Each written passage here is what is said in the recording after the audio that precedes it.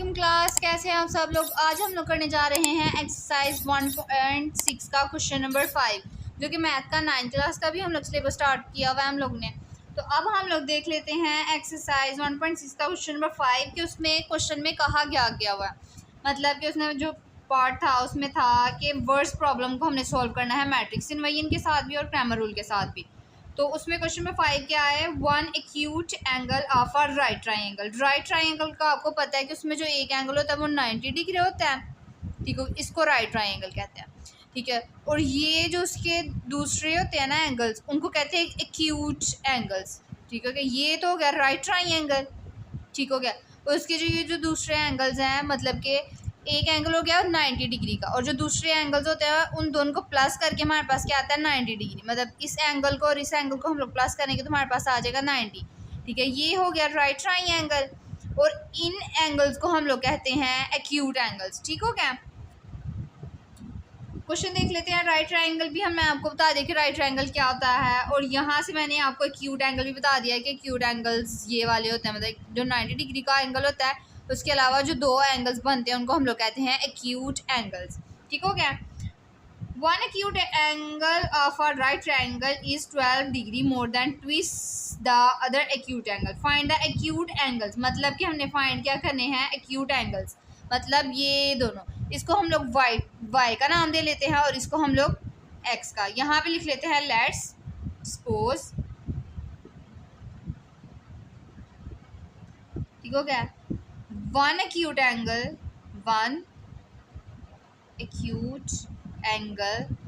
Is equals to x के बराबर दे लेते हैं, एंड दी अदर वन क्या बोलते हैं, and the other acute angle is equals to y। मतलब इन दोनों एक्यूट एंगल्स को हमने नाम दे दिया है, ठीक हो गया। अब यहाँ पे हमें मैट्रिक्स इन्वर्जन और क्रैमर रूल करने के लिए क्या चाहिए, इक्वेशंस चाहिए। जिस तरह हमारे पास इनमें थी कि एक इक्वेशन और दो इक्वेशन थी, दैन हमने मैट्रिक्स इन्वर्जन और क्रैमर रूल सॉल्व किया था। इसी तरह हमें इन क्वेश्चन में भी दो इक्वेशंस चाहिए। वो कैसे हम लोग बनाएंगे, यहाँ पे उसने कहा है one acute angle of a right triangle, मतलब वन एक्यूट एंगल। वो हम लोग देख लेते हैं कि अब यहाँ पे वन एक्यूट एंगल y, मतलब वन एक्यूट एंगल हमने y दे लिया ऑफ आर राइट ट्राइंगल के। राइट ट्राइंगल का एक एक्यूट एंगल है y, इस हमारे पास होता है इक्वल का साइन 12 डिग्री 12। अब यहाँ पे हमारे पास है मोर, डैट मीन्स कि इसके साथ क्या आएगा प्लस का sign, then twist the other cute angle, मतलब कि एक हमारे पास एंगल था y, इसका हमने इक्वल लगाया 12 डिग्री। और जब उसने कहा है कि ट्विस्ट एंगल, मतलब twist the other acute angle, मतलब कि वो जो दूसरा है वो दो दफ़ा है, मतलब x प्लस एक्स हमारे पास क्या हो गया 2x। डैट मीन्स कि हमारे पास मोर देन था, इसलिए हम लोग हमारे यहाँ पे क्या लगाएंगे 2x, ठीक हो गया। मतलब यहाँ पे कहीं भी जो था वो डिफरेंस का साइन नहीं था, डैट डिफरेंस होता तो हमने माइनस लगाना था। यहाँ पे हमारे पास क्या है मोर, इसलिए हम लोगों ने यहाँ पे लगाया प्लस, ठीक हो गया। यहाँ पे हमारे पास एक इक्वेशन बन गई है। अब ये हमारे पास बन गई एक इक्वेशन। अब हम लोग इसको सिंपली करेंगे, मतलब कि ये एक्सिस, मतलब कि जो करैक्टरिस्टिक वाली वैल्यूज़ हैं हम उनको एक साइड पे कर लेंगे, जो न्यूमेरिक वैल्यू उसको एक साइड पे कर लेंगे। मतलब 2x यहीं पे रहेगा, ये y यहाँ पे प्लस था यहाँ पे आके माइनस हो जाएगा, ठीक हो गया। डैट मीन्स कि हमने ये 2x को इसी की जगह रखा है, डैट मीन्स कि ये जो 12 है ये इस साइड पे चला जाएगा। ये क्या हो जाएगा, ये प्लस में है तो ये क्या हो जाएगा माइनस में, ठीक हो गया। अब हम लोग इसको ना सीधे तरीके से लिखेंगे ताकि वो इजीली डिफाइन हो जाए। मतलब 2x minus y is equals to -12, ठीक हो गया। अब हमारे पास इक्वेशन एक तो बन गई है, लेकिन हमने हमारे पास कितनी इक्वेशन हमें चाहिए थी, दो इक्वेशन चाहिए थी। दूसरी हम लोग इक्वेशन किस तरह बनाएंगे कि राइट ट्राइंगल का फॉर्मूला होता है कि एक एंगल तो हमारे पास 90 डिग्री है, ठीक हो गया, और जो दूसरे एक्यूट एंगल्स होते हैं ना उनको सम करके जो हमारे पास आता है वो क्या आता है 90 डिग्री। मतलब एक्यूट एंगल्स को सम करने के बाद हमारे पास क्या आता है 90 डिग्री, ठीक हो गया। मतलब दोनों एक्यूट एंगल्स को सम करना है और इक्वल लिखना है 90 डिग्री के। मतलब इसको और इसको हम लोग प्लस करेंगे, किसके इक्वल लिखेंगे 90 डिग्री। मतलब कि इन दोनों को प्लस करके हमारे पास क्या आता है 90 डिग्री, ठीक हो गया। अब हमारे पास दो इक्वेशंस बन गई हैं, ठीक हो गया। अब इन दो इक्वेशंस को हमने करना क्या है, मैट्रिसेस में डिफाइन करना है। मतलब जो कि न्यूमेरिक वर्ड्स हैं उनको एक साइड पे लिख लेंगे, उसको हम लोग नाम देंगे ए का, 2 1 -1 +1, ठीक हो गया। और जो इक्वल की दूसरी साइड पे हैं उसको हम लोग क्या नाम दे देंगे, बी का, ठीक हो गया। ये हमारे पास माइनस में और ये हमारे पास क्या है, प्लस में, ठीक हो गया। अब हमने क्या करना है, हमने इक्वेशंस फाइंड आउट की, उनको मैट्रिसेस में डिफाइन किया। अब हमने इसको क्वेश्चन को सॉल्व किस तरह करना है, मैट्रिक्स इनवर्जन में और क्रैमर रूल में। पहले हम लोग मैट्रिक्स इनवर्जन देख लेते हैं, मैट्रिक्स इनवर्जन मेथड, ठीक हो गया। अब हमने इसको हाईलाइट कर दी कि हम लोग मैट्रिक्स इनवर्जन मेथड करने लगे हैं। पहले हम लोग लिखेंगे कि इसका फॉर्मूला क्या होता है, मतलब एफ लगा के आगे हम लोग फार्मूला लिख लेंगे, capital x is equals to A inverse B, ठीक हो गया। ये हमारे पास सिंपल सा फार्मूला है, ठीक हो गया। अब हमने क्या फाइंड आउट करना है, ए इनवर्स बी तो हमारे पास है लेकिन ए इनवर्स नहीं है। ए इनवर्स किस तरह फाइंड आउट होगा, एडजॉइंट ऑफ ए और ए का डिटर्मिनेंट, इन दोनों को आपस में करना है डिवाइड। अब एडजॉइंट ऑफ ए किस तरह आएगा, मतलब adjoint of A is equals to, जो हमारे पास ए मैट्रिक्स है ना, क्योंकि हमने ए का एडजॉइंट लेना है तो ए मैट्रिक्स के जो डायगोनल्स है ना, ये वाला डायगोनल जो है, मतलब लेड पेंसिल के साथ मार्क कर लेते हैं हम लोग ताकि आपको इजीली समझ में आ जाए। मतलब कि ये जो डायगोनल्स है ना, इनकी हमने जगह चेंज करनी है, 1 ऊपर चला जाएगा, 2 नीचे आ जाएगा, ठीक हो गया। एक डायगोनल की हमने जगह चेंज कर ली, अब हम लोग इसको रिमूव कर लेंगे पेंसिल के साथ, क्योंकि हम लोग लेड पेंसिल इसलिए यूज़ की थी। और जो नॉन डायगोनल है ना, मतलब कि दूसरा है, उसके हम लोग क्या करेंगे, साइंस चेंज कर लेंगे। मतलब ये माइनस में है तो ये क्या हो जाएगा, प्लस में, ये प्लस में है तो ये क्या हो जाएगा, माइनस में, ठीक हो गया। साथ में ना इनको रिमूव भी करते जाना है, क्योंकि ये पेपर्स में या टीचर्स को नहीं मतलब कि चीज़ें अच्छी लगती, ठीक हो गया। ये हमने रिमूव कर लिया। यहाँ पे आ गया हमारे पास एडजॉइंट ऑफ ए। अब ए का डिटर्मिनेंट हमारे पास किस तरह आएगा, वो हम लोग लिख लेते हैं। नेक्स्ट पेज पे चले जाते हैं। पहले हमारे पास ए का मैट्रिक्स होना ज़रूरी है, मतलब ए इज इक्वल्स टू, ये डिटर्मिनेंट का साइन होता है, ठीक हो गया। ये डिटर्मिनेंट का साइन, और मैट्रिक्स में भी हमने डिटर्मिनेंट का साइन लगाना है। यूज़ हम लोग यही मैट्रिक्स करेंगे, ए का सिंबल्स भी इसी तरह, मतलब कि जो नंबर्स हैं वो भी उसी तरह लिखेंगे। बस क्या डिफाइन आ जाता है कि यहाँ पे ये मैट्रिक्स बनाता है, मतलब स्क्वायर ब्रैकेट्स में इसको जब लिखा जाए तो ये मैट्रिक्स एक मैट्रिक्स बन जाता है। लेकिन डिटर्मिनेंट में हम लोग ने ये सीधी वाली लाइन्स लगानी है। बाकी वैल्यूज़ हम लोग एज इट इज़ लिख लेंगे, 2 1 -1 1, ठीक हो गया। ये हमारे पास आ गया ए का डिटर्मिनेंट का मैट्रिक्स।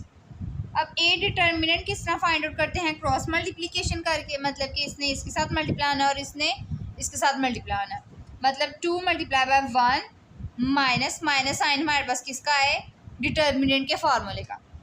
दूसरा हमारे पास है 1 × -1, ए का डिटर्मिनेंट 2 1 × 2 माइनस 1 है, 1 के साथ मल्टीप्लाई होना तो हमारे पास क्या आ जाएगा, -1। ए का डिटर्मिनेंट 2 माइनस माइनस +1, ए का डिटर्मिनेंट हमारे पास क्या आ गया, 3, ठीक हो गया। अब हमारे पास ए का डिटर्मिनेंट भी आ गया, जॉइंट ऑफ ए भी आ गया, मतलब कि हम लोग ए इनवर्स इजीली यहाँ से फाइंड आउट कर सकते हैं। यहाँ पे लिखेंगे, यहाँ पे पहले लिख लेते हैं एडजॉइंट ऑफ ए ओवर ए का डिटर्मिनेंट, ठीक हो गया। अब यहाँ पे हम लोग कर लेंगे वैल्यूज पुट। एडजॉइंट ऑफ ए हमारे पास क्या था, 1 1, ये 1 1 -1 +2, ठीक हो गया। एडजॉइंट ऑफ ए भी लिख लिया। डिटर्मिनेंट हमारे पास क्या आया था, 3, यहाँ पे हमारे पास आ गया 3। यहाँ पे ए इनवर्स हमारे पास क्या आएगा कि ये आपस में डिवाइड हो रहे हैं, 1/3 1/3 -1/3 2/3, ठीक हो गया। यहाँ पे ए हमारे पास क्या था, ए डिटर्मिनेंट भी आ गया, बी हमारे पास एज इट इज़ पहले भी था। अब यहाँ पे हम लोग लिखेंगे फार्मूला, यहाँ पे लिखेंगे फार्मूला ए इनवर्स बी, ठीक हो गया। ए इनवर्स की जगह हम लोग ए इनवर्स की वैल्यूज पुट कर देंगे और बी की जगह हम लोग बी की वैल्यूज पुट कर देंगे, ठीक हो गया। अब हमने इनको करना क्या है, आपस में मल्टीप्लाई। मल्टीप्लाई किस तरह करेंगे, फर्स्ट रो को पहले कॉलम के साथ करेंगे, फिर सेकंड रो को उस कॉलम के साथ करेंगे। फर्स्ट एंटिटी को फर्स्ट के साथ, सेकंड को सेकंड के साथ। देख लेते हैं, 1 × 3 × -12 प्लस कर देंगे 1/3 मल्टीप्लाई बाय 90। ठीक हो गया, ये हमारे पास एक ही मैट्रिक्स आएगा। -1/3 मल्टीप्लाई बाय -12 ब्रैकेट में क्लोज करेंगे 2/3 मल्टीप्लाई बाय 90। ठीक हो गया।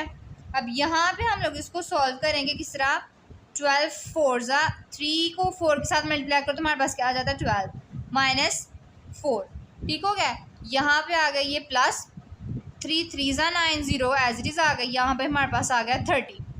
यहाँ पे 4 आ जाएगा, मतलब 3 के टेबल में 12 आता है किस दफ़ा, 4 दफ़ा, मतलब 3 को 4 के साथ मल्टीप्लाई करेंगे तो 12 आ जाएगा। अब ये माइनस है, ये माइनस माइनस क्या हो जाएगा, सिंपली प्लस। ठीक हो गया। अब यहाँ पे ये 3 3 9 0 एज इट इज़ आ जाएगा, लेकिन इसने मल्टीप्लाई किसके साथ होना है, 2 के साथ। आगे तो 1 के साथ था ना, तो 4 1 4 हो गया था, 3 31 30 हो गया था, 4 1 4 हो गया था। यहाँ पे हमारे पास है 2 ने जब 30 के साथ मल्टीप्लाई होना तो यहाँ पे हमारे पास क्या आ जाएगा 60। अब यहाँ पे हमारे पास क्या आ जाएगा 30 + 30 -40, मतलब यहाँ पे हम लोग थोड़ा सा रफ साइड कर लेते हैं। 30 प्लस के साथ और -4 प्लस माइनस करेंगे माइनस, ये 10 कैरी किया, ये हमारे पास यहाँ पे आ गया 2 एज इट इज़ आ जाएगा। 10 में से 4 निकाले हमारे पास क्या आ जाएगा 26, ये आया 26। अब ये प्लस में था, ये माइनस में था। प्लस हमारे पास था 30 के साथ, 30 हमारे पास बड़ी वैल्यू थी, वो था प्लस, इसके साथ क्या आ जाएगा प्लस। 60 में 4 ऐड किया तो हमारे पास क्या आ गया 64। ये हमारे पास आ गई x की वैल्यू, और x हमारे पास क्या होता है x एंड y, मतलब कि ऊपर वाली हमारे पास x की वैल्यू होती है और नीचे हमारे पास y की वैल्यू होती है। डैट मीन्स कि यहाँ पे हमारे पास x क्या आया 26, y क्या आया 64। ठीक हो गया। यहाँ पे हमारे पास मैट्रिक्स इन्वर्जन जो मेथड है वो सॉल्व हो गया है। अब हम लोग देख लेते हैं क्रैमर रूल। क्रैमर रूल किस तरह करते हैं, अब हम लोग देख लेते हैं क्रैमर रूल। ठीक हो गया, यहाँ पे हम लोग हाईलाइट करेंगे क्रैमर्स रूल। ठीक हो गया। अब क्रैमर्स रूल में हम लोग पहले फार्मूला लिख लेते हैं कि हमारे पास क्रैमर रूल का फार्मूला क्या है, कि हमने x और y फाइंड करना है। x फाइंड करने के लिए हमारे पास क्या होना चाहिए, a x का डिटर्मिनेंट और a का डिटर्मिनेंट, और उनको डिवाइड करना है। y फाइंड करने के लिए हमारे पास a y का डिटर्मिनेंट और a का डिटर्मिनेंट ज़रूरी है। ठीक हो गया, ये हमारे पास आ गया फार्मूला क्रैमर रूल का। अब हमारे पास मैट्रिक्स थे a और b। ठीक हो गया, अब हम इन दोनों को लिख लेंगे। मतलब हमारे पास a = था 2 1 2 1 -1 1 2 1 -1 1, देख लेते हैं हमने सही लिखा है 2 1 -1 1। ठीक हो गया। और हमारे पास b की क्या वैल्यूज थी वो भी देख लेते हैं, -12 90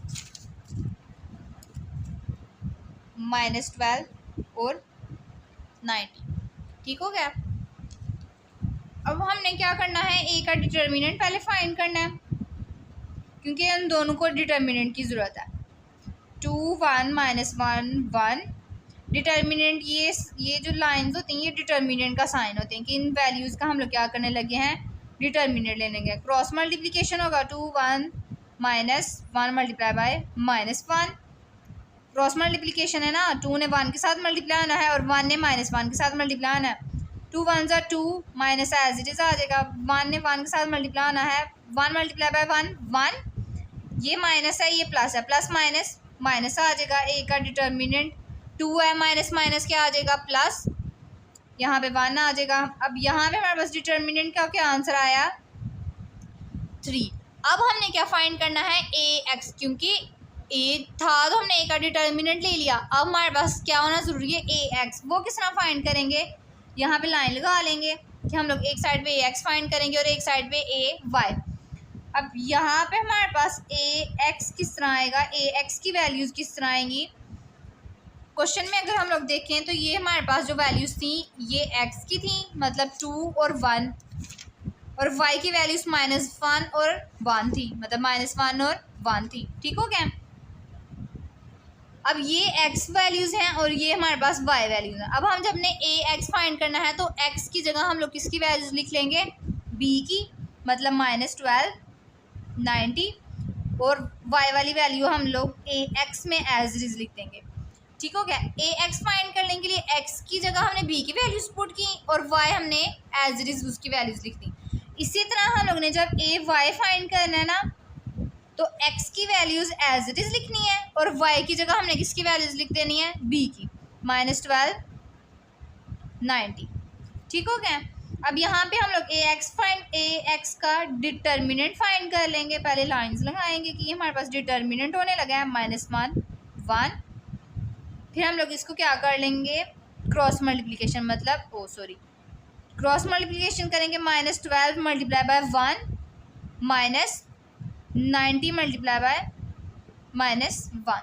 ठीक हो गया। ए एक्स डिटर्मिनेंट 12 ने 1 के साथ मल्टीप्लाई होना तो ये आ जाएगा -12 -90 ने जब -1 के साथ मल्टीप्लाई होना है तो हमारे पास क्या आ जाएगा, ये 1 -90 ए एक्स -12 +90। ठीक हो गया। मतलब 12 ने 1 के साथ मल्टीप्लाई होना तो 12 आ जाएगा, 90 ने -1 के साथ मल्टीप्लाई होना तो ये +90 आ जाएगा। ठीक हो गया। अब हम लोगों ने ए एक्स फाइंड करना था। अब इन दोनों को हम लोग करेंगे क्या, आपस में माइनस देख लेते हैं हम लोग। अब किस तरह करेंगे, -12 +90, ये हमारे पास क्या आ गया, -12 +90, ये हमारे पास आ गया 78। ठीक हो गया। यहाँ पे साइन प्लस का क्यों आया है कि प्लस हमारे पास कौन सी वैल्यू है, 90, मतलब 90 हमारे पास बड़ी वैल्यू थी इसलिए उसके साथ क्या था, प्लस, तो हम लोग आंसर के साथ भी क्या लगाएंगे, प्लस। ठीक हो गया। 78 इसका हमारे पास आ गया। अब ए वाई का डिटर्मिनेंट ले लेते हैं हम लोग।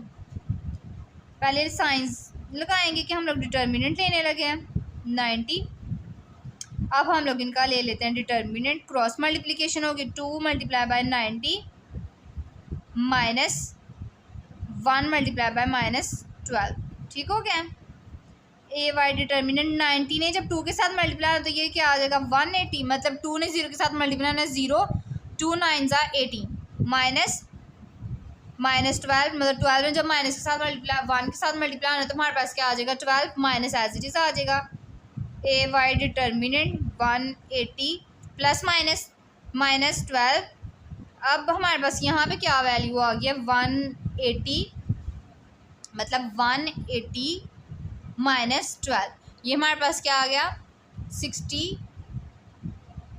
180 ने -12 होना तो हमारे पास क्या आ गया, 168। अब यहाँ पे हमारे पास ए डिटर्मिनेंट का आंसर आ गया, ए वाई डिटर्मिनेंट का। लेकिन मैंने फाइंड क्या करना था, एक्स और एक्स फाइंड करने के लिए एक्स और ए डिटर्मिनेंट की ज़रूरत है, मतलब x is equals to A x determinant over A determinant. ठीक हो गया। यहाँ पे ए एक्स हमारे पास क्या है, 78 और ए डिटर्मिनेंट हमारे पास क्या है, 3। ठीक हो गया। अब इन दोनों को हमने डिवाइड करेंगे, यहाँ पे लिख लेते हैं 78 डिवाइड बाय 3, ये हमारे पास क्या आ गया,